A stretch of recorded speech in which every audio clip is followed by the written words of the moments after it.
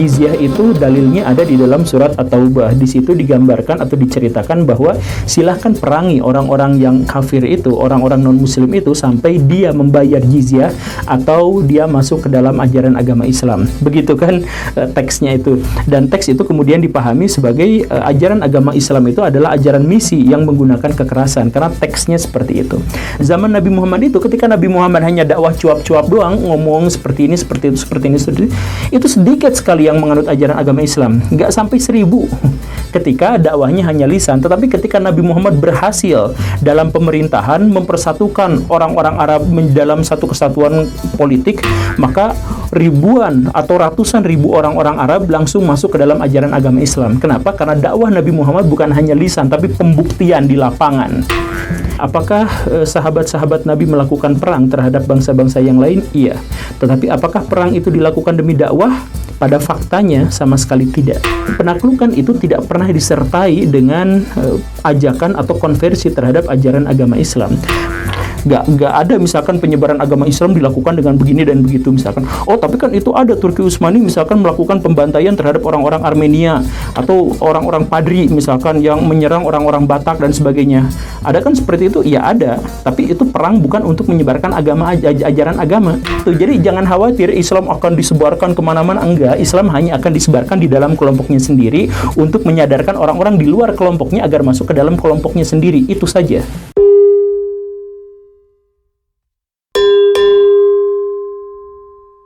Saya katakan ikhwas sekalian, memang Islam dikembangkan dengan pedang. Jihad itu dikumandangkan memang dari dulu. Ada pengembangan Islam dengan dakwah, ada pengembangan Islam dengan pedang. Nabi SAW menyerang Mekah itu dengan kekuatan memang. Sampai menaklukkan Mekah, akhirnya tersebar Islam di Mekah. Dan kalau tidak ada jihad pada saat itu, Mekah akan tetap jadi kota kafir. Jangan dilupakan sejarah itu. Bagaimana Umar bin Khattab radhiyallahu anhu menyebarkan pasukan 12.000 orang dipimpin oleh Sa'ad bin Abi Waqqas radhiyallahu anhu. Kemudian juga terjadi 2 perang besar di zaman Umar bin Khattab. Ada perang Yarmuk yang dipimpin Khalid bin Walid, sehingga mayoritas wilayah Romawi runtuh, wilayah Afrikanya dan wilayah negeri Syamnya. Kemudian pasukan yang kedua dikirim ke wilayah Qadisiyah. Qadisiyah melawan Persia. Dengan ekspansi Islam seperti itu, jihad, mereka kalah orang-orang kafir ini. Akhirnya Islam tersebar di wilayah mereka. Itu awalnya dari jihad. Awalnya dari jihad. Banyak orang subhanallah menganggap takut kalau mengatakan Islam disebarkan dengan pertumpahan darah. Memang benar. Pada saat maju menawarkan peperangan, kita tawarkan Islam dulu. Tidak bisa Islam, tidak bisa orang jihad kalau tidak tawarkan nih, kecuali kalau kita diserang tiba-tiba. Kalau untuk ekspansi, syarat mutlak disepakati oleh jumhur ulama, harus tawarkan Islam dulu. Kalau mereka nolak baru jizyah, upeti. Kalau mereka nolak baru perang. Dan ini tanpa nunggu kita diserang. Memang ini ekspansi. Memang ekspansi Islam, disebarin Islam itu. Gitu kan? Kalau mereka nolak terjadi peperangan. Dan ini memang peperangan. Kasus saya katakan Mekah misalnya. Kemudian waktu Nabi SAW menyerang Tabuk, gitu kan. Perang Hunain. Waktu Nabi SAW melanjutkan menyerang wilayah-wilayah yang mendekati kota Taif, gitu kan. Dan banyak peperangan-peperangan yang lain. Nabi SAW ekspansi Islam. Abu Bakar mengutus untuk memerangi Aswadul Unsi, untuk memerangi juga ya Musailam al-Kadzab di wilayah Yaman yang mengaku sebagai nabi, dihabiskan oleh Abu Bakar dengan peperangan memang. Tapi kita fair, datang menawarkan Islam, nolak baru kemudian ya kita bayar jizyah. Kalau nolak baru perang. Karena itu asasnya jihad. Kata Nabi SAW, siapa yang berperang ya untuk meninggikan kalimat la ilaha illallah, dia akan masuk surga. Memang itu targetnya. Artinya kita harus tahu memang ini ibadah dalam agama. Jadi kalau ada orang mengatakan Islam dikembangkan dengan pertumpahan darah, katakan iya dalam beberapa keadaan dan yang lainnya enggak. Halo semua. Kita sudah mendengar bersama pendapat Guru Gembul dan pendapat Ustadz Khalid Basalamah. Yang satu berkata, tidak ada penyebaran Islam dengan perang. Yang satu lagi berkata, ada penyebaran Islam dengan perang. Gak mungkin dua-duanya benar. Pasti ada salah satu yang ngibul. Menurut teman-teman, siapa yang jujur, siapa yang ngibul? Apakah Ustadz Khalid Basalamah yang ngibul, atau Guru Gembul yang ngibul? Nah, orang yang berpendapat bahwa tidak ada penyebaran Islam dengan perang bukan hanya Guru Gembul seorang. Dan orang yang berpendapat bahwa ada penyebaran Islam dengan perang, bukan hanya Ustadz Khalid Basalamah seorang. Bahkan, bisa saya katakan, Guru Gembul mewakili pendapat Muslim moderat, sedangkan Ustadz Khalid Basalamah mewakili pendapat Muslim radikal. Satu hal yang merupakan fakta adalah, Al-Quran surah 9 ayat 29 berkata, "Perangilah orang yang tidak beriman kepada Allah dan hari kemudian, mereka yang tidak mengharamkan apa yang telah diharamkan Allah dan Rasul-Nya, dan mereka yang tidak beragama dengan agama yang benar, dalam kurung agama Allah, dalam kurung yaitu orang-orang yang telah diberikan kitab, hingga mereka membayar jizyah, dalam kurung pajak, dengan patuh sedang mereka dalam keadaan tunduk." Jadi, orang-orang yang membunuh orang yang tidak seagama untuk menyebarkan agama Islam, melakukannya karena melaksanakan perintah agama yang dikatakan di dalam Al-Quran. Itu adalah fakta. Tetapi, fakta itu pun dibantah atau diabaikan oleh Muslim moderat seperti Guru Gembul. Kenapa bisa begitu? Jadi begini, orang masuk Islam tujuannya macam-macam. Contohnya apa yang dikatakan oleh Guru Gembul ini. Orang-orang yang ingin masuk Islam itu adalah, pertama alasannya adalah untuk menghindari jizyah yang tadi itu. Kan kalau non-muslim itu bayar jizyah, mendingan jadi muslim saja, cuman bayar zakat 2,5%, kecil sekali. Nah, kita ambil contoh orang yang masuk Islam untuk menghindari jizyah. Kenapa mereka menghindari jizyah? Yang pertama, sudah pasti karena mereka adalah orang-orang yang dijajah oleh muslim. Kalau mereka tidak dijajah oleh muslim, untuk apa bayar jizyah ke muslim? Nggak mungkin warga Amerika bayar jizyah ke Taliban, kan? Nah, menurut teman-teman, orang yang masuk Islam mengucapkan 2 kalimat syahadat untuk menghindari jizyah adalah muslim atau bukan? Jika mereka adalah muslim, menurut teman-teman, mereka adalah muslim radikal atau muslim moderat? Nah, jadi siapa muslim radikal, siapa muslim moderat? Muslim radikal adalah kelompok orang-orang yang masuk Islam untuk menjajah. Muslim moderat adalah kelompok orang-orang yang masuk Islam karena dijajah. Kelompok orang-orang yang masuk Islam untuk berkuasa, untuk menjajah, tidak ada masalah dengan fakta bahwa Islam dikembangkan dengan perang. Kelompok orang-orang yang masuk Islam karena dijajah, karena terpaksa, karena menghindari jizyah, karena perkawinan, karena ikut-ikutan, dan lain sebagainya, punya masalah dengan fakta bahwa Islam dikembangkan dengan perang. Kelompok orang-orang yang punya masalah dengan fakta bahwa Islam dikembangkan dengan perang mengalami cognitive dissonance. Artinya, mereka menemukan bahwa apa yang mereka percaya tidak sesuai dengan realita, atau menyadari bahwa perilaku tersebut tidak sesuai dengan hati nuraninya. Mereka mengira bahwa semua agama sama, semua agama mengajarkan kebaikan, dan mereka menerima Islam dari sales yang berkata bahwa Islam adalah agama damai. Tidak mungkin agama yang damai itu disebarkan dengan perang. Tetapi realitanya, Islam artinya bukan damai. Islam artinya menyerah atau takluk. Dan realitanya, Islam disebarkan dengan perang. Nah, orang-orang yang mengalami cognitive dissonance ini, otaknya bekerja secara otomatis mengabaikan informasi yang tidak sesuai dengan apa yang dia percaya. Jika otaknya tidak berhasil mengabaikan informasi itu, dia akan berusaha merasionalisasi atau mencari pembenaran. Misalnya, mencari kompensasi atau mencari kesalahan pihak lain. Ini persis yang terjadi dengan Guru Gembul. Dia mengalami cognitive dissonance. Dia diajarkan dari kecil bahwa Islam adalah agama yang benar, agama damai. Ketika dia mendapatkan informasi bahwa Islam disebarkan dengan perang, dia merasa tidak nyaman dan berusaha mengabaikan informasi itu. Setelah itu, dia mencoba mencari apa yang bagus di dalam Islam sebagai kompensasi untuk menghibur diri bahwa kenyataannya Islam bukan agama damai. Dan dia mencoba mencari agama lain yang kelihatannya lebih buruk, supaya dia merasa bahwa agamanya lebih baik.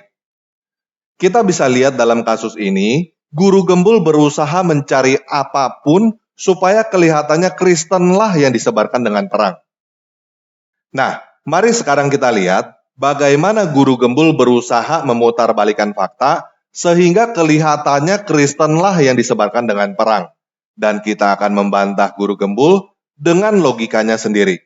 Ketika Kaisar Konstantin itu menyatakan agama Kristen sebagai ajaran agama resmi masyarakat Romawi, maka disitulah momentum terbesar untuk menyebarkan Kristen ke seluruh dunia. Sayangnya, nah ini sayangnya luar biasa sayang ya. Jadi ajaran agama Kristen dan kemudian misi untuk menyebarkan ajaran agama Kristen itu kemudian terdistorsi dan kemudian bercampur baur dengan kepentingan-kepentingan politik orang-orang Roma. Maka sejak saat itu misi kristenisasi memang berjalan dan menjadi lebih baik, tetapi karena sudah ada campur tangan dengan keinginan duniawi orang-orang Roma, maka misi kristenisasi itu sering dilakukan dengan cara kekerasan, penaklukan, intimidasi dan sebagainya. Jadi pada waktu itu orang menjadi semakin tidak jelas apakah, woi, lu masuk Kristen, kalau enggak gua bunuh, atau lu harus takluk ke Romawi, kalau enggak gua bunuh. Nah, dua pernyataan itu menjadi menyatu, orang-orang menjadi tidak paham apa bedanya seperti ini. Jelas ya, guru gembul berhalusinasi bahwa setelah Kristen menjadi agama resmi Romawi, Kristen disebarkan dengan cara, woi, lu masuk Kristen, kalau enggak gua bunuh. Mari sekarang kita lihat bagaimana logika guru gembul untuk membantah bahwa Islam tidak disebarkan dengan perang. Coba Barayo sekarang lihat wilayah Islam. Ini adalah wilayah yang ditempati oleh mayoritas orang-orang beragama Islam. Wilayah ini adalah wilayah yang diajak dakwahnya di zaman Khulafaur Rasyidin. Zaman Khulafaur Rasyidin itu wilayah Islam itu segini. Bahkan Nusantara pun awal mula penyebaran ajaran agama Islamnya itu di zaman Khulafaur Rasyidin. Kan seperti itu. Nah, guru gembul memberikan argumen bahwa luas wilayah Islam tidak berkembang sejak zaman dinasti Rasyidun, membuktikan bahwa Islam tidak dikembangkan dengan perang. Dia mengabaikan fakta bahwa dinasti Rasyidun bisa sebesar itu disertai dengan Islamisasi menggunakan perang. Tetapi tidak apa-apa, kita ikutin logika guru gembul dengan melihat luas wilayah. Ini adalah wilayah Romawi sebelum Kristen menjadi agama resmi Romawi. Setelah Kristen menjadi agama resmi Romawi, wilayah Romawi tidak membesar. Bahkan terbelah menjadi Romawi Barat dan Romawi Timur. Setelah itu, Romawi Barat dihancurkan oleh bangsa barbar dan Eropa masuk ke periode yang disebut zaman kegelapan, sehingga tinggal Romawi Timur. Jadi, apakah orang Romawi ekspansi sambil berkata, woi, lu masuk Kristen, kalau enggak gue bunuh? Enggak. Itu adalah khayalan guru gembul yang tidak berdasarkan fakta, supaya dia merasa bahwa agamanya lebih baik. Nah, sekarang kita akan mendengar sejarah Kristen yang 100% ngawur dari guru gembul. Ketika orang-orang Kristen mau mengkristenkan wilayah di utara, misalkan orang-orang Jerman, orang-orang Inggris, orang-orang Skandinavia dan semacam itu, mereka kemudian mensyaratkan, kalau kamu mau masuk Kristen, kamu harus berbudaya Latin, kamu harus bisa bahasa Latin, kamu harus mengerti orang-orang Latin. Bahkan Alkitab itu tidak diterjemahkan ke dalam bahasa apapun selain bahasa Latin sampai kedatangan Martin Luther. Nah, kenyataannya tidak ada yang mensyaratkan kalau masuk Kristen harus berbahasa dan berbudaya Latin. Pada saat itu dan sampai sekarang ini, bahasa utama Alkitab adalah Yunani dan Ibrani. Bahasa Latin itu hanyalah salah satu bahasa terjemahan, dan terjemahan Alkitab ke dalam bahasa lain sudah ada sebelum Martin Luther. Hanya saja, Martin Luther yang paling terkenal karena terjemahan Martin Luther adalah Alkitab pertama yang dicetak secara massal menggunakan mesin cetak. Sebelum Martin Luther, Alkitab adalah barang langka karena disalin dengan tangan. Selain itu, kenyataannya Islamlah yang mensyaratkan harus berbahasa Arab, berbudaya Arab, menghadap ke Arab, pergi ke Arab, dan lain sebagainya. Betul kan? Nah, mari sekarang kita lihat lagi bagaimana guru gembul berusaha membuktikan bahwa Kristen disebarkan dengan cara, woi, lu masuk Kristen, kalau enggak gue bunuh.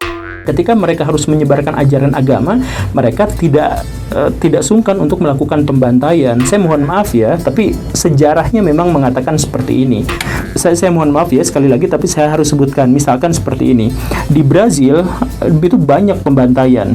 Di Australia itu banyak pembantaian. Apa alasannya? Misi kristenisasi. Kalau tidak masuk Kristen, maka kamu dibantai. Kalau kamu tidak ikut dalam tradisi Latin, kamu dibantai dan sebagainya. Kalau misalkan Baraya lihat penjajahan orang-orang Eropa terhadap Amerika misalkan, itu misalkan penduduk California itu sepertiganya termasuk bayi, anak-anak, orang tua renta itu dibantai semuanya kalau dia nggak masuk Kristen. Ada gerakan seperti itu. Baraya main ke Rwanda, Baraya main ke Afrika Tengah. Di situ banyak cerita-cerita yang menunjukkan bahwa kristenisasi itu juga dilakukan dengan kekerasan. Kenapa seperti itu? Karena sekali lagi bukan gara-gara gerejanya seperti itu, bukan gara-gara iman Kristennya seperti itu, tetapi gara-gara iman Kristen itu sudah bercampur dengan kepentingan-kepentingan orang-orang Latin dalam hal penguasaan dunia dan mendapatkan harta kekayaan sebanyak-banyaknya. Begitu ya, tapi tentu saja sekali lagi itu adalah sejarah masa lalu. Kalau sekarang ya tidak seperti itu. Nah, Guru Gembul menyebut Brazil, Australia, Rwanda, Afrika Tengah, dan lainnya yang jauh-jauh tanpa menyebutkan data. Pokoknya ada deh kata orang pada suatu masa nun jauh di sana yang tidak diketahui oleh dirinya sendiri dan penontonnya. Kristen disebarkan dengan, woi, lu masuk Kristen, kalau enggak gue bunuh. Dari sekian banyak yang disebut, hanya satu yang bisa dilacak, yaitu pembantaian di California. Guru Gembul berkata, penduduk California sepertiganya dibantai kalau tidak masuk Kristen. Padahal kenyataannya tidak demikian. Kenyataannya begini, misionaris Katolik Junipero Serra dari Spanyol masuk ke California pada tahun 1769. Amerika Serikat merdeka pada tahun 1776. Pembantaian di California mulai terjadi pada tahun 1846 oleh orang-orang Kapten John C. Fremont yang merupakan seorang senat California. Dari penyebaran agama Kristen di California sampai pembantaian, selisihnya 77 tahun oleh orang yang berbeda dengan negara yang berbeda. Jadi, apa hubungannya pembantaian California dengan penyebaran Kristen? Nggak ada. Guru Gembul halusinasi. Dia ngibul ketika berkata bahwa penduduk California sepertiganya dibantai kalau tidak masuk Kristen. Kristen tidak disebarkan seperti itu. Gak usah lihat jauh-jauh di antah-berantah. Lihat aja di Indonesia. Katanya kita dijajah 350 tahun oleh Belanda. Kalau memang benar Kristen disebarkan dengan cara, woi, lo masuk Kristen, kalau enggak gue bunuh. Seluruh Indonesia sudah masuk Kristen. Dan buktinya, semua tokoh Indonesia yang ditangkap Belanda itu diasingkan. Mana ada yang dipaksa masuk Kristen atau ditembak mati? Yang ada, dipaksa tanam kopi, tebu, teh oleh Belanda. Jadi, Kristen disebarkan dengan cara, woi, lu masuk Kristen kalau enggak gue bunuh. Adalah halusinasi Muslim seperti Guru Gembul. Karena otaknya berharap begitu. Dia menerima gosip yang sesuai dengan keinginannya dan menolak fakta yang tidak sesuai dengan keinginannya. Pak Guru Gembul ngibul terhadap diri sendiri dan ngibul terhadap murid-muridnya karena dia tidak bisa terima bahwa kenyataannya agamanya lah yang disebarkan dengan cara, woi, lu masuk Islam, kalau enggak bayar jizyah, kalau enggak gue bunuh. Tapi kita fair. Pada saat maju menawarkan peperangan, kita tawarkan Islam dulu. Tidak bisa Islam, tidak bisa orang jihad kalau tidak tawarkan nih. Kecuali kalau kita diserang tiba-tiba. Kalau untuk ekspansi, syarat mutlak disepakati oleh jumhur ulama, harus tawarkan Islam dulu. Kalau mereka nolak baru jizyah, upeti. Kalau mereka nolak baru perang. Dan ini tanpa nunggu kita diserang. Memang ini ekspansi.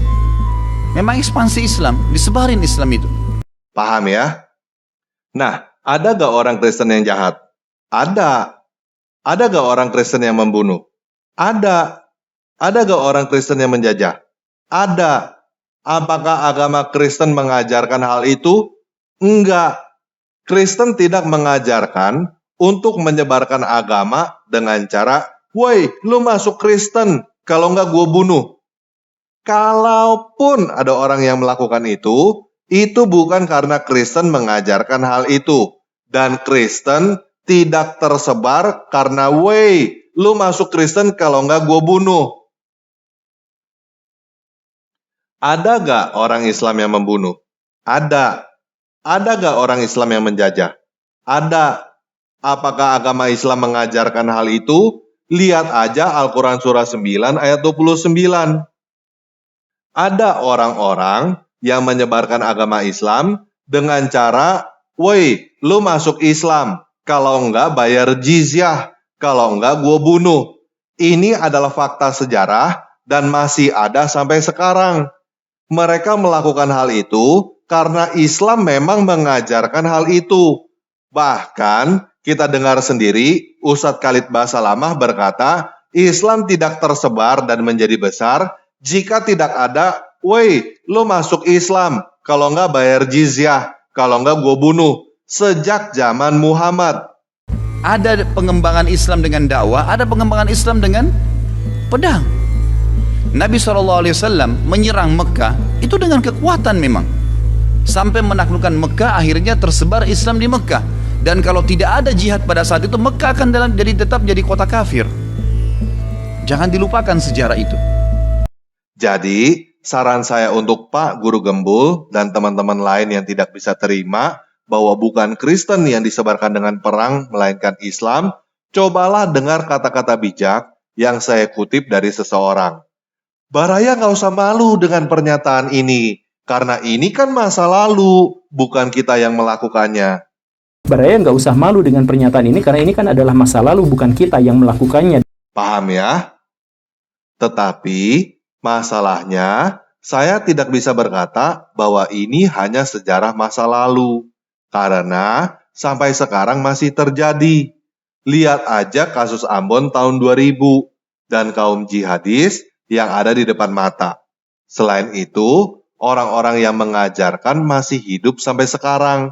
Tuh ada Ustadz Khalid Basalamah contohnya, dan Al-Quran surah 9 ayat 29 masih dihafalkan oleh umat muslim di dalam bahasa Arab sampai sekarang. Jadi, Islam itu punya dua sisi mata koin. Yang satu menyebarkan agama dengan perang, yang satu lagi berbohong bahwa hal itu tidak pernah terjadi. Nah, jadi begini Baraya. Saya tahu bahwa Baraya mempunyai ketahanan terhadap perubahan yang tinggi. Baraya Islam dari lahir, dihormati sebagai guru, dan mengalami banyak kerugian jika murtad. Tetapi coba Baraya pikir, apakah Baraya mau menghabiskan sisa hidup Baraya di dalam kebohongan? Atau Baraya mau coba menerima kenyataan, walaupun itu pahit, tidak sesuai dengan keyakinan Baraya, dan bahkan mungkin menyakitkan? Menurut saya sih, daripada harus berbohong untuk membela agama, mending murtad aja. Daripada guru gembul berubah nama menjadi guru ngibul. Toh zaman sekarang sudah tidak ada jizyah kan?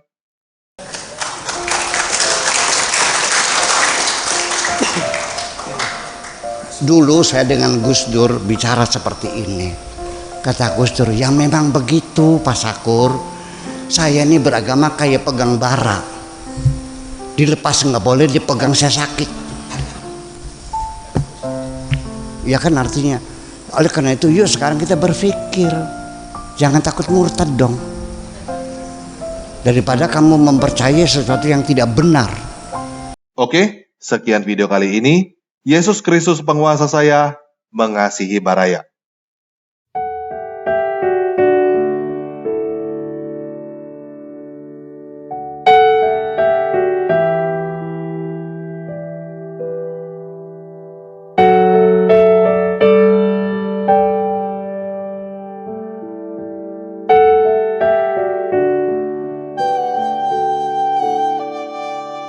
روح الله ندعوك أن تأتي في وسطنا